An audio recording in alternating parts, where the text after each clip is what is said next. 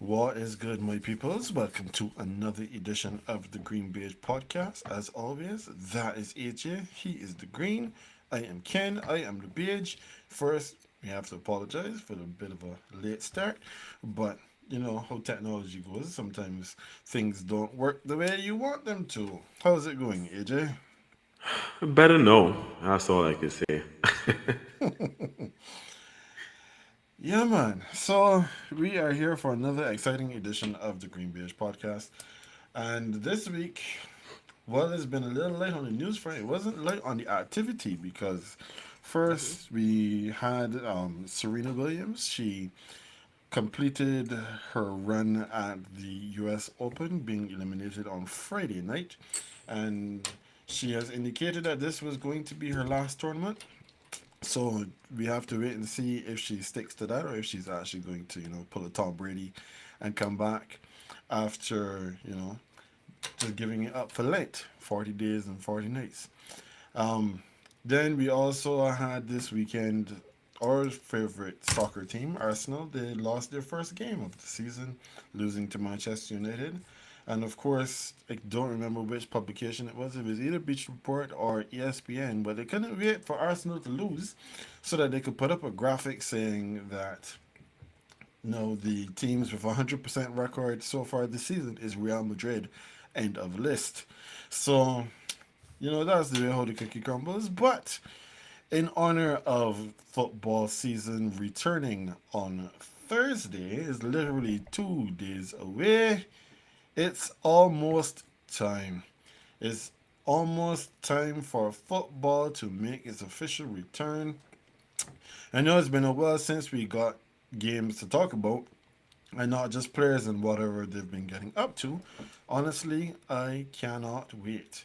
But before we get to previewing the games, there was some breaking news coming out of Pittsburgh yesterday, and that is where we go off the rip.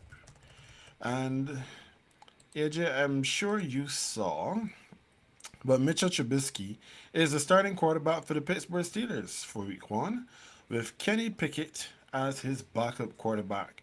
For his career, he's played 57 games, amassed 10,652 yards, and 64 touchdowns to 38 interceptions with a completion percentage of 64.1%. He beat out Pickett, who's a rookie, for the starting job, and we know Dwayne Haskins, who was also supposed to be part of this competition, but unfortunately he tragically lost his life this summer. So now that we know that Trubisky is starting, what is the ceiling for these Steelers? You are currently muted, my brother, so we can't hear a word you're saying. I'm sorry. Completely forgot I muted that. But I still think that the ceiling for the Steelers right now is 500. Um, they're not in a rebuilding phase, particularly based on how much money they've spent on the defensive side of the ball. They still have some very good weapons or good weapons offensively. Um, Losing a quarterback like Big Ben after an extended period, such an extended career, an illustrious career, obviously is going to be a hard transition phase. So I'm not surprised that Trubisky was picked as the Week One quarterback because he's the one that has experience in this league. Ken, I know you usually say that you don't follow like the college game that much, but even coming out of college, I hadn't heard anything that suggested to me that Kenny Pickett was going to be ready for to start in week one of his rookie season of the NFL. He was always like a more long term project, which I kind of understand. So again, I'm not surprised that Trubisky was named a week one starter, but I think with him as your quarterback and having gone through a system for the last what it was like 10 to 15 years at least with Big Ben, that transition is going to, especially in that division, is going to be a little rough. I believe. I think the ceiling is 500. I still don't expect these Steelers to be a playoff team. All right. So you said that the ceiling for them is 500, and you don't expect them to make the playoffs. Interesting. So let's see what I had here. No, the Steelers were always looking like the weakest team in this division. since they clearly had no succession plan at quarterback. They knew that they were getting to the end of the Ben Roethlisberger experience, and they still did absolutely nothing. Now, while Ben wasn't as good as it needed him to be to contend, he was just good enough to stop them from getting a high enough draft pick to land a franchise quarterback. And just before he retires, they still make the playoffs and get a worse pick in the draft that wasn't big on quarterback talent to begin with.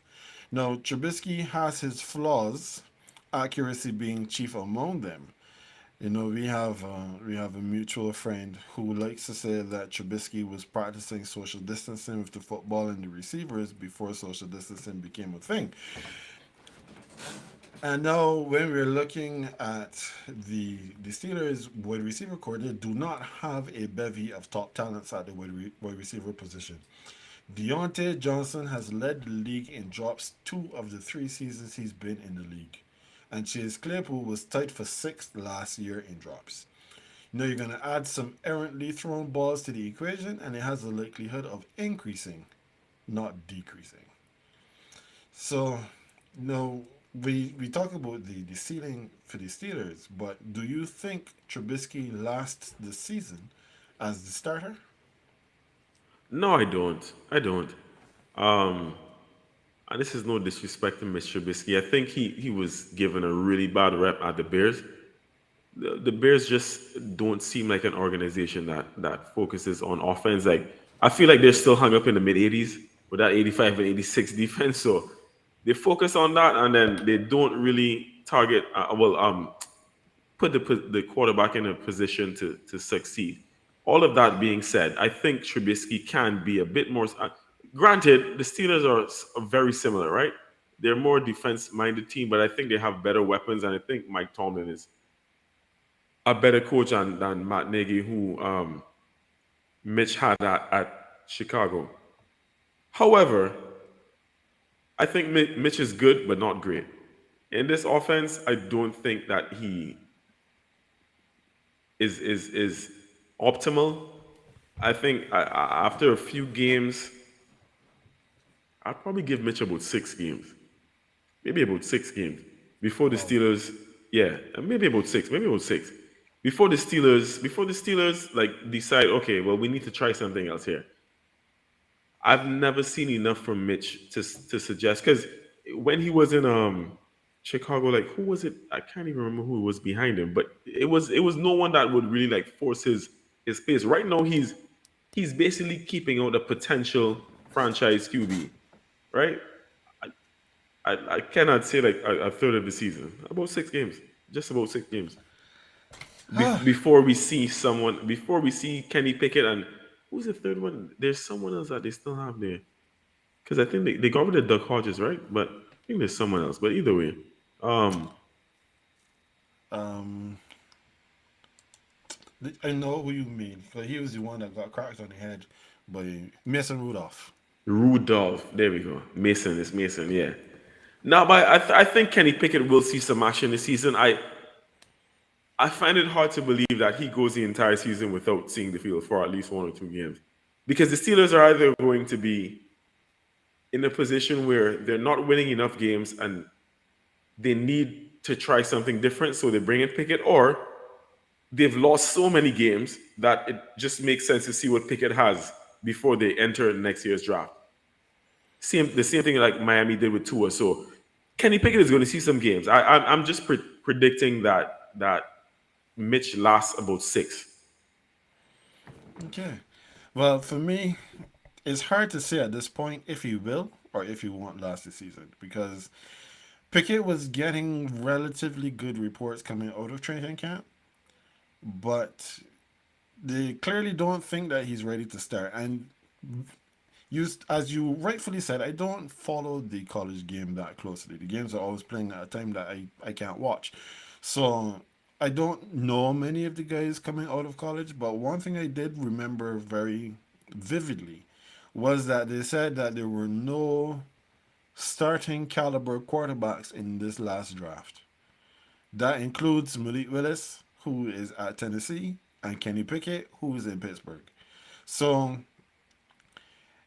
We don't know as much as he was getting positive press. We don't know how close he was to actually starting.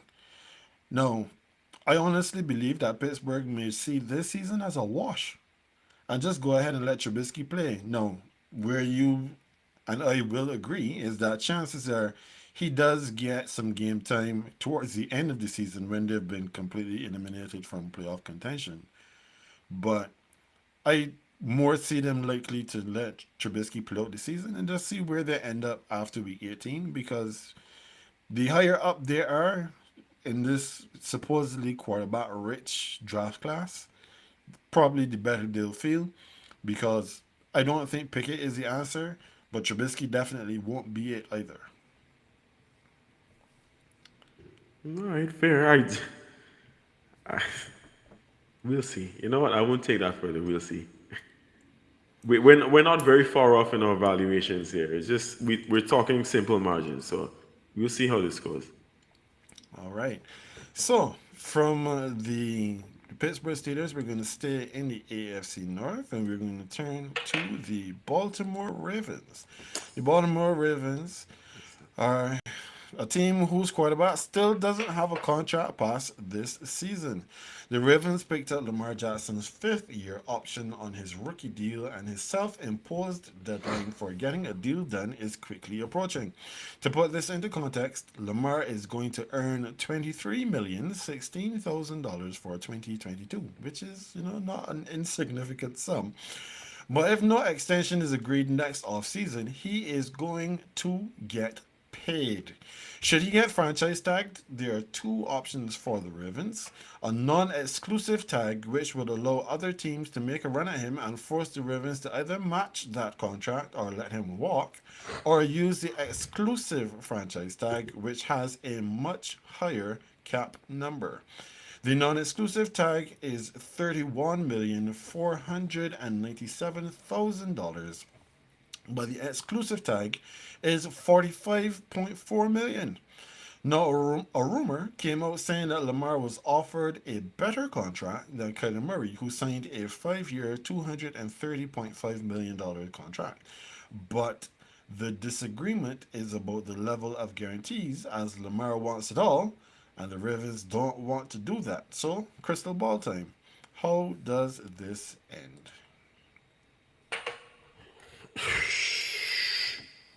I I want to be of the belief that Lamar and the Ravens strike a deal on some contract. However, the fact that it hasn't been done as yet this both parties, both sides still keep putting up this face that, well, yeah, well, a deal will get done and that they're still united in what they're going to do and that Lamar is going to pause contract talks once the season begins. And I I don't know how much I buy this, honestly. I don't know how much I buy it. If a deal were close to being reached, it would have been reached. Russell Wilson got traded from out west. He came down to the where are y'all? Midwest? Where y'all consider is Midwest? Yeah, we are officially a Midwestern state. Midwest. There we go. So out from the west to Midwest, and he got some of that Walmart money easily. This is Russell Wilson, right? Yeah, right. But you know what I mean, right? Yes. If the Ravens wanted to do a contract, and if them, the owners and Lamar, the owners, GM, the front office and Lamar were that close in valuation, it would have been done already.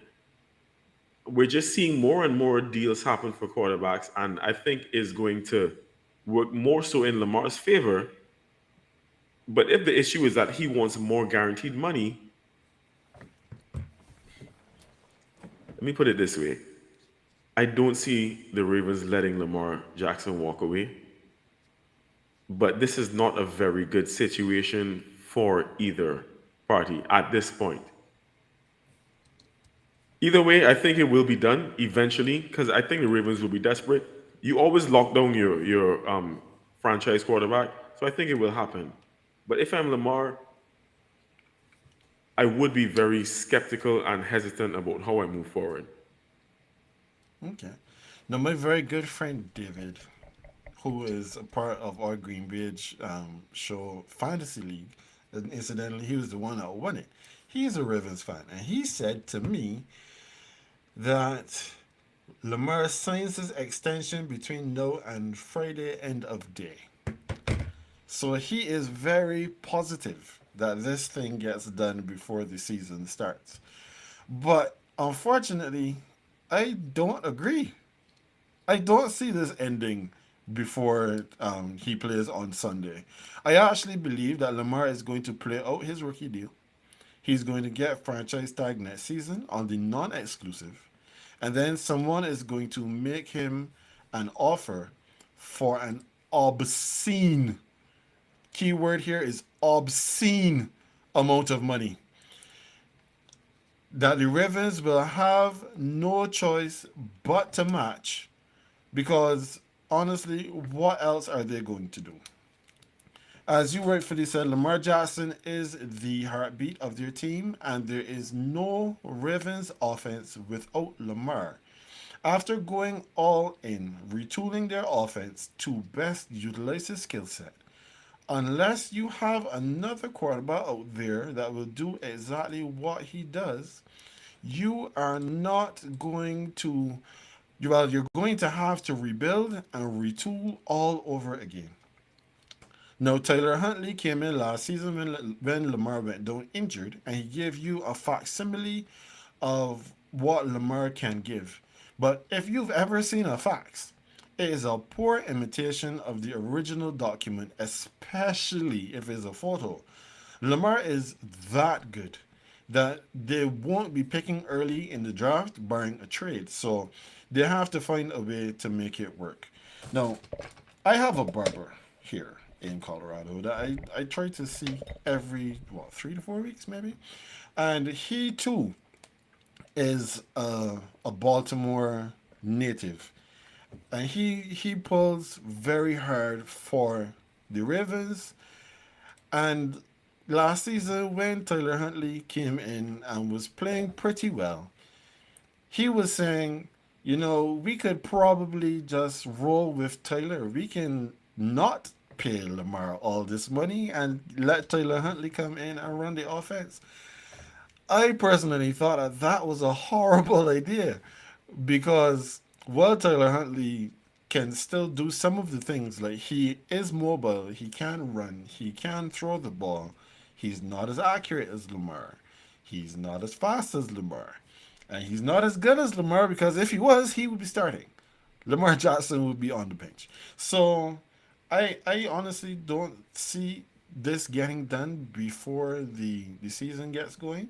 And I am not, well, I know there is this rule in the NBA, but I'm not sure if it is in the NFL, where once the season starts, then you can't negotiate with the player past, the start of the season. It doesn't seem to exist in the NFL, because when I was trying to find if that rule was there, I couldn't find it.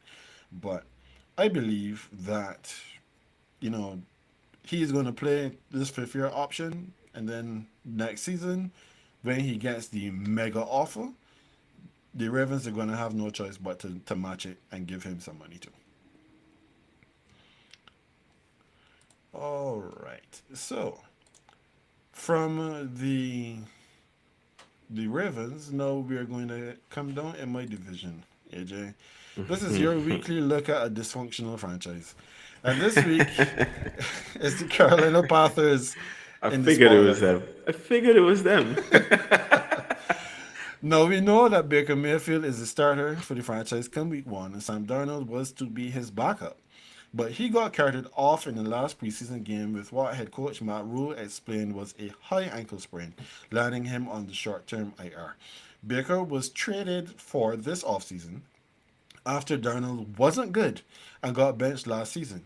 Both players are on their fifth year option of their rookie deal, and everyone who watches this show knows that I am not sold on Baker. So, does he, Baker, play the entire year, or does Darnold get in there at some point? I I don't see why Baker wouldn't play the entire year. I don't. I Sam Darnold. This is what we're really talking about. This is like, according to AI, this is like we're talking about practice. This is what we're doing. We're talking about practice. Sam Donald is a practice QB. Listen, he's he's Baker is now the franchise QB, and we're here talking about practice. Listen, I don't see why Baker Mayfield wouldn't start the entire season unless it is one of those like tank or throwaway seasons for the Panthers, and after the majority of the season, they realize that yeah, this is not going to be our season, so let's just aim for the draft, and they decide to rest Baker because he's still not fully fit. There's no reason for Sam Donald. Ken, I told you this in the very first week when we came back, right? This is it for Sam. This is it. That's it. He's done. Sam Donald is done. He's not starting anywhere else. And the only way he starts now is if someone, whoever is before him, is rested. And for whatever reason, but Sam Donald is done. He's done. It's not going to happen.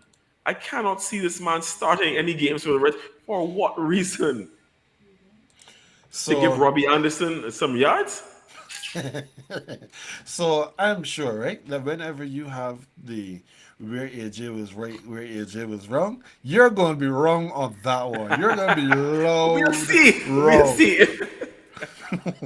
No, honestly, right? My gut says that Sam Darnold is going to get back on the field this season. And the reason why I say that is very, very simple. Matt Rule is a droning man who will catch at any straw he can to save himself this season. And when Baker isn't getting it done, enter Sam Darnold. And why would I be so convinced that this happens? Because Matt Rule is the same man who just brought in Cam Newton last season to spell Darnold. And nobody could have thought that Cameron Jerome Newton was going to be the savior of the Panthers. This is the same Cam Newton that could not get it done in New England. He couldn't get it done for your team. And we are supposed to think that because we had Cam Newton brought in to replace Sam Darnold, and now we got Baker Mayfield brought in to replace Sam Darnold, that this is just how it's going to go. AJ, I just want you to remember one thing. Both Sam Darnold and Baker Mayfield are playing on their fifth year options this season. After this season, when Matt Rule is fired, this is my hot take. When Matt Rule is fired, both Baker and Sam Darnold are going to be looking for new teams next season. And as a result, they're going to be looking to get the best draft pick possible. Because that GM knows that chances are if when Rule is fired, he is going to be both there sweating and hoping to keep his job. So there there is going to be a time that Sam Darnold plays this season because the Panthers are not going to be good. It's just a fact. They're not going to be good. I hear everything you're saying. I hear everything you're saying. The only rebut I have to that is that when it comes to, I just don't think that Baker is going to be that bad. I don't think so. Especially with the offensive weapons he has around him. Baker is better than Sam Darnold. And he's going to have Christian McCaffrey this year. He's going to have a better, well, he's going to have Christian McCaffrey for at least the majority of the year. Let's hope so. You know what? I'm trying to be very positive here, okay? I'm trying to be very positive. Go ahead, sir.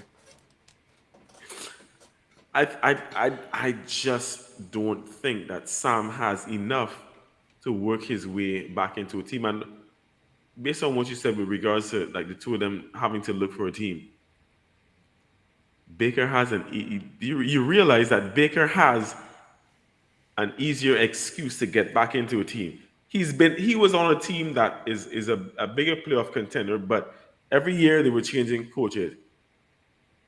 He was part of the reason why the team got better. Sam Darnold was at the Jets and the Panthers, two of the most deplorable franchises in the NFL since he was drafted. And he did not make them any better. He didn't make either of them any better. Baker actually he was a part of the reason that the Browns got better. He was not a part of the reason that the Browns got worse. I think I don't think your theory is entirely incorrect, but Baker is going to bounce back a lot quicker than Sam does. Sam is done. He's stick a fork in this man. He's done. While Sam Darnold may be done, Look at Baker, Omar laughing. Omar know too. Omar knows. Omar talk to this man too. no, but AJ, here is my thing. Here is my only rebuttal where Baker Mayfield is concerned, and I'm sure that Baker's gonna come back up on this show, so we could let Oh, of this course. Oh, of course. we could let this one rest after this Oh, of point. course. We'll move on, right?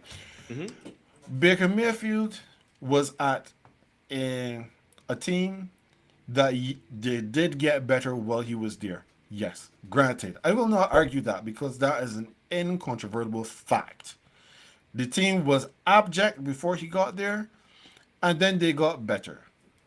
However, when you consider that this is a team that did their best, and this is so familiar to you, a la the San Francisco 49ers to hide their quarterback. They did their best to run the football as often as possible, and the quarterback only had to manage the game and come in and make the throws that were necessary. Baker did not do that consistently enough. Otherwise, Deshaun Watson would not be wearing a Browns uniform, having a fully guaranteed contract. He had better receivers in Cleveland than he has now in Carolina. And when we look back at what I just said about the Pittsburgh Steelers receiving room and now having a worse quarterback, things are not going to get better for them. They're going to get worse. So when you put all of that together, AJ, I am not nearly as bullish as you are about Baker Mayfield's chances and his likelihood of being successful in this Carolina offense. Carolina is going to stink. And Baker is not going to be good enough. He does not have enough perfume. He does not have enough Febreze to take the stink off that team. They're not going to be good. He's not going to be good enough. And both of them are going to be looking for a job. Yes, he may have the better argument to get back in. It's still not going to be enough, sir. I am sorry. I I I'll just say this one last thing. I think the only way Baker is with regards to what you said, like looking for a job because he doesn't like because of the stink on him, is because Matt Rule. And you already said this. Matt Rule has no idea what he's doing. He's the Allegri of football coaches. And can we move on? Can we move on that note? Yes, yes, yes. Let's go on Thank you, because sir. Thank you. that is one that I would love to pick up, but we don't have time for that right now. So, in spirit of our continuing disagreements, we are going to move on to who do you trust? And this week's Who Do You Trust? We're breaking out our crystal ball again, and we are going to say who we anticipate is going to have the better season in specific position groups. And yes, AJ, first up is going to be quarterbacks. I mean, we had such a spirited discussion just now on these quarterbacks. Why don't we keep it going? No, the quarterback position is probably at the strongest it has been for a very long time in the league, with quality starters to be found in most teams. While there are others who are still evaluating if they have the guy or not. The old guard is quietly phasing themselves out, with Drew Brees, Ben Roethlisberger, and Ryan Fitzmagic going off to Happy Valley in recent seasons. Brady was headed there, and then decided to make an about turn, which, if the tabloids are to be believed, has caused a huge rift between he and his wife. But the league right now is the playground of the young quarterback. And the gold standard of that has been Patrick Mahomes. So the question is, do you trust any of these young QBs this season to overtake Mahomes as the best young quarterback in the league. I feel like he's already been overtaken though. And I will say, I Wow. feel like, yeah, Josh Allen. And I don't know if you're basing this on exact age, like the year they were born, like, oh, we used to do common entrance in the Caribbean and that kind of thing, you know. But I feel like it's already Josh Allen though, and it's not. This is not saying that Josh Allen is an overall better, but just in recent years, in terms of like form and like I think Josh Allen has overtaken him. I think Patrick Mahomes has benefited from having a better like organization, a better part, like parts of the offense. Definitely a better coach, and this is no disrespect to Sean McDermott, but Andy Reid is Andy Reid though. He's like going to be a Hall of Famer coach once he retires. Um, and you know what? I'll add this as well. I feel like this is the year that my guy after not Tom Brady after Tom Brady could he could have that sort of season where I don't know if he overtakes, but he puts himself on par with Patrick Mahomes. And you know who I'm talking about. Ken, I'm talking about the one J Herb, Justin Herbert. Yeah, this could be the year. This could be the year. Granted, I still feel like the Chiefs win their division. Like I said, they have to be beaten for me to change my prediction on that division. However, the year J Herb, baby. So, AJ, as you just said, to be the man, you have to beat the man. That's a mantra that my old football coach at Commerce School always used to say.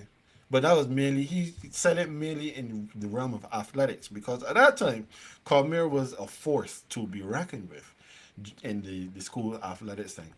And so far, so far, the man has not been beaten. He has not been beaten out for his position as the gold standard of the young quarterbacks. Patrick Mahomes is still that guy. No, the age Referees.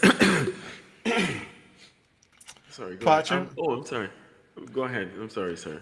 I'm sorry. Patrick Mahomes and Josh Allen are the same age. They're both 26, right? I think that the bigger challenge for Mahomes is for him not to get bored while he's playing and start doing all of the extra stuff that he has been doing. But I mean, and when I say that, I mean specifically the no look passes. Because generally speaking, there is no need for you to throw a no look pass in the NFL. You can look the safety off and you can do whatever. And especially know that Tyreek Hill is no longer there. He has to develop the rapport with his new receivers that he would have had with Hill and others. And yes, there is benefit to throwing in no look pass because obviously no one is expecting you to throw the ball where you're not looking. But all I need for Mahomes to do is to settle. And once he is settled, he has the arm talent, I guess you could say, in both arms. Because he has thrown the odd left hand ball recently. Until somebody shows me that they can take him out, Patrick Mahomes is still the gold standard. And yes, that is even with Josh Allen, with everything that he can do and the incredible improvement that he has shown year over year. I still believe it is Patrick Mahomes first and then the field. I mean, I can't blame you, obviously. And like I said, I have these boys to win the division, right? So it's not like I'm disrespecting his talent or what he can do. And it's isn't it? You know what? It's really sad that I'm saying Josh Allen as a Patriots fan. You know what? Let's move on. I forget that. Let's just move on. I'm sorry. I shouldn't even be doing that. I Yeah, apologize. yeah, you shouldn't. Past nation, I apologize. You're right. So from Justin past, Herbert. Justin Herbert is the truth, though. Justin Herbert is the truth. no, the thing is, the one name that we had not called is the guy that actually beat Patrick Mahomes last season, and that's Joe Burrow. Joe, I don't expect the same sort of, but you know what? Let me save that for another week. yeah, you saved that one. So from pass throwers to pass catchers, we know these two men that we're about to discuss find themselves entrenched at the top of the NFL's top receiving list from 2021. That is Cooper Cup, who was the receiving leader both in yards and touchdowns. And then Devontae Adams, who was rated as the number one wide receiver in football last year. So, of course, the expectation is that these two will be up there battling for that number one spot again. So, AJ, who do you trust to take the crown in 2022? I, when you sent me this question earlier, right, Ken? I tell myself, you really trying to make me pick between my head and my heart here, right? I like it though. I like it though. And I would like to be the sensible one and pick with my head, but I'm not going to do it. I'm going to pick with my heart. And I'll say Devontae Adams. I'm going to say Devontae Adams. You know what? It's easy to say that the receiver he's in a new system and that he has to get accustomed to the system, blah blah blah. But Devontae Adams and Derek Carr already had a rapport pre NFL. Granted, they didn't have one in the NFL itself, but they had one before. They were so excited to get acquainted with one another. Listen, I honestly feel like that this year is going to be Devontae Adams' year again. We know he had Aaron Rodgers previously. You know how I feel about that guy. He's my number one. He's the best receiver in the league to me.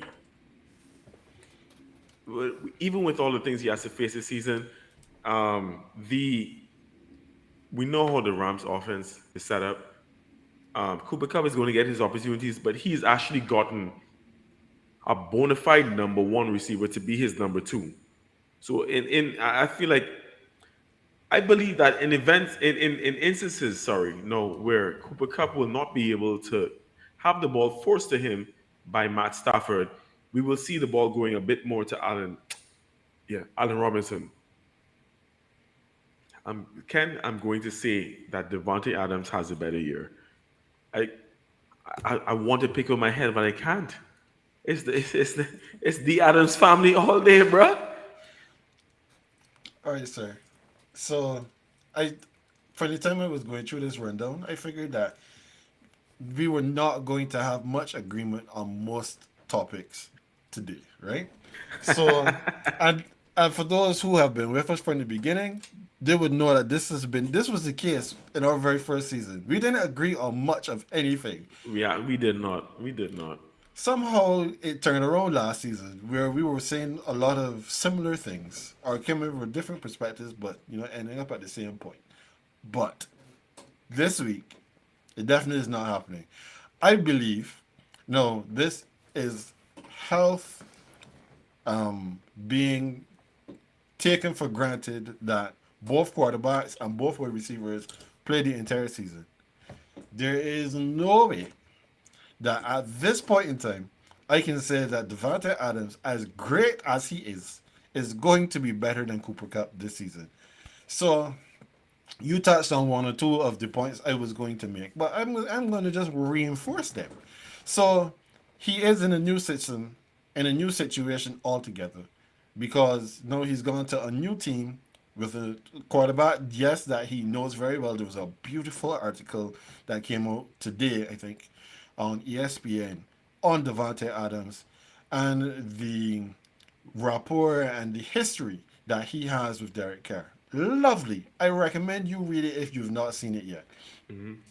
So that familiarity that he has with his old college quarterback and one of his best friends in the world is going to pay dividends. It's going to help him. However, they have a brand new coaching staff as well. Everything over there in Vegas right now is new, probably down to the smell of the chairs.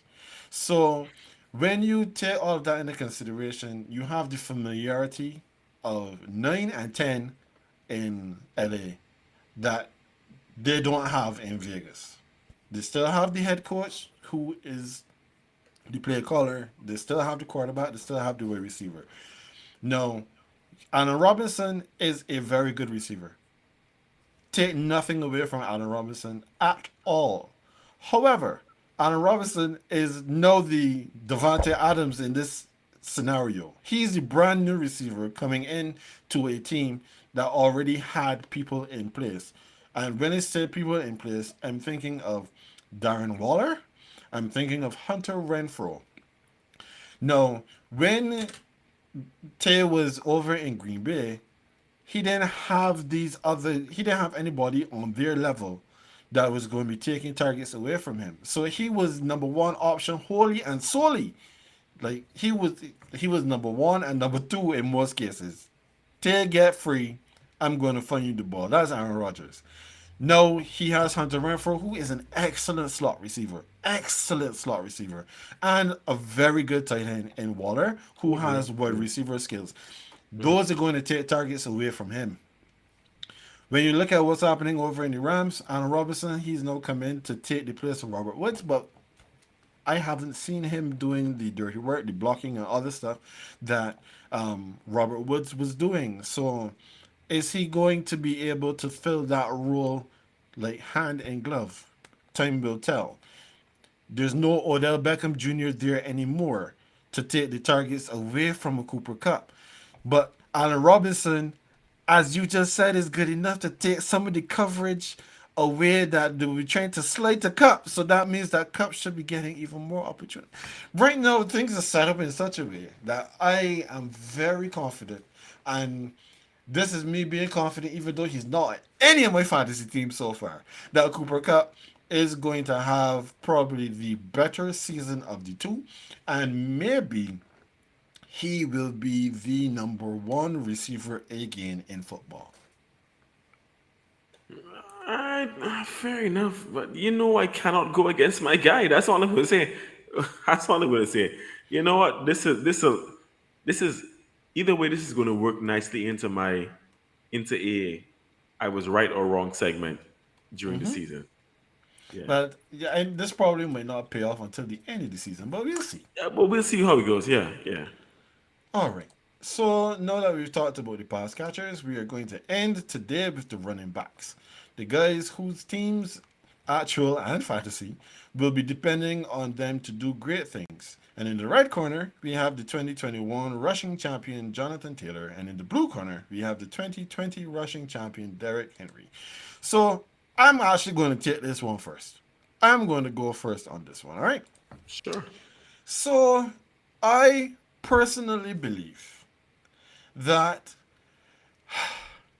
Jonathan Taylor, and this actually burns me a little bit to say, but I believe that Jonathan Taylor is probably going to have the better season. And for those that have known me for a prolonged period of time, you know that I don't really have good thing to say about the Colts. I have some friends that are Colts fans, and as a result, I like to see when the Colts are struggling because I get to laugh at them. But I personally will have to come and say in front of the people here tonight that I believe that Jonathan Taylor is going to have the better season than Derrick Henry. And the main reason for that, unfortunately, comes back to health. Now, Derrick Henry, this is two seasons in a row now that he's gotten nicked up coming on to the end of the season. And the style of football that he plays, the style of running back that he is, lends to him getting hurt. It lends to him getting injured because when you are that big, that strong, that fast, and that physical, you are giving lots of opportunities for somebody to knock you off your props. And he had a freak injury last season with that broken metatarsal, the fifth metatarsal. And for those of you who want to get a little bit specific, that is the one that is connecting your little toe to your ankle, and that is not a bone that gets a lot of blood, and as a result, it is not one that gives you a lot of opportunities for healing. They rushed him back, the Tennessee Titans did, at the end of the season last year because they knew that they couldn't win without him. So they tried to get him back in there and he was not the same. We know that he is strong, he is physical, and his stiff arms are things of legend. But at the same time, Jonathan Taylor, he's a shiftier back. He doesn't take as much punishment. He's a better receiver coming out of the backfield. And he is primed to be the workhorse again in that backfield. And know that they have a better quarterback in Matt Ryan. They're going to force the other teams to have to account for the pass a lot more. Therefore, the boxes are most likely not going to be as loaded as what he had to deal with this previous season. I think it's set up for Jonathan Taylor to repeat. But that's my take. What about you? I think for the most part, I agree with you. The one thing that had me a bit torn is that, well, okay, so in terms of the talking about Derrick Henry side, the injury, I am very concerned whether or not he comes back from the injury. Because what injury was it he had? It was The some fifth on the foot. It metatarsal. was foot The fifth metatarsal, metatarsal. metatarsal. Right, right. So for someone who uses their feet this regularly, obviously a metatarsal injury is a serious injury, right? But on the flip side, the reason that I was also a bit concerned about Jonathan Taylor's production is because he now has Listen, Matt Ryan loves to fling the football, and so my concern was not more so with Jonathan Taylor having a reduced role or not doing as much, but as more so. Well, I should say as more so it was to do with him having a reduced role based on the quarterback available, right? Because it's Matt Ryan. I feel like these guys are going to be neck and neck coming towards the end of the season, and I still may give it to Derrick Henry, and solely because of the fact that he has, I think I mean they're in the same division, but I think his offense is set up around him a lot more than it is. No, especially because he has more returning figures in his offense.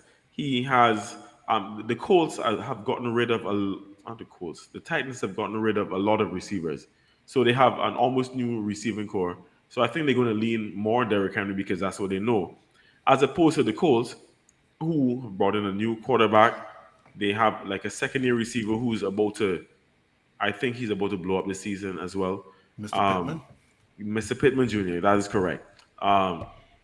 So um, Jonathan Taylor is going to have an extraordinary season, but I think that this is going to be closer to Derrick Henry than we think, and I'm going to give Derrick Henry the edge just because of familiarity with that offense. Okay. Okay. No problem. Well, that is all of the topics that we had for today, AJ, and we were excellent on time. So, just a couple housekeeping matters. As always, we are going to be right back here again tomorrow night at 8:30 p.m. with the fantasy spot. This is the last fantasy spot before the season gets going. So we're going to recap our draft and show you guys what is, what we're looking at for this season. Maybe we'll be back in the playoffs again, maybe not, because things went a little different this year compared to last year. And then also, well, don't forget, for those of you who is your first time here, like and subscribe to the GreenBaje podcast. Hit the bell so that every time that we are live, you will get a notification. We are also on Facebook and on Twitter. So depending on where you are, you can find us there. Um, Primetime Pick'em. Primetime Pick'em is back. I'm going to have the graphic out for that shortly so that you can make your picks for the primetime games to start this season. We'll be keeping tally as we did last year. Again, depending on how things go, there may or may not be a prize. I can't promise anything right now, but as soon as I know for sure, we will let you know. So definitely, when you see us put the stuff up, on Instagram and on Twitter. Make your selections. That is where I'll be checking and I'll be keeping score. So let's see if you can beat me and AJ in your picking for this 2022 season. I think that is everything. So, guys, as always, that is AJ. He is the green. I am Ken. I am the beige. And we will see you guys tomorrow.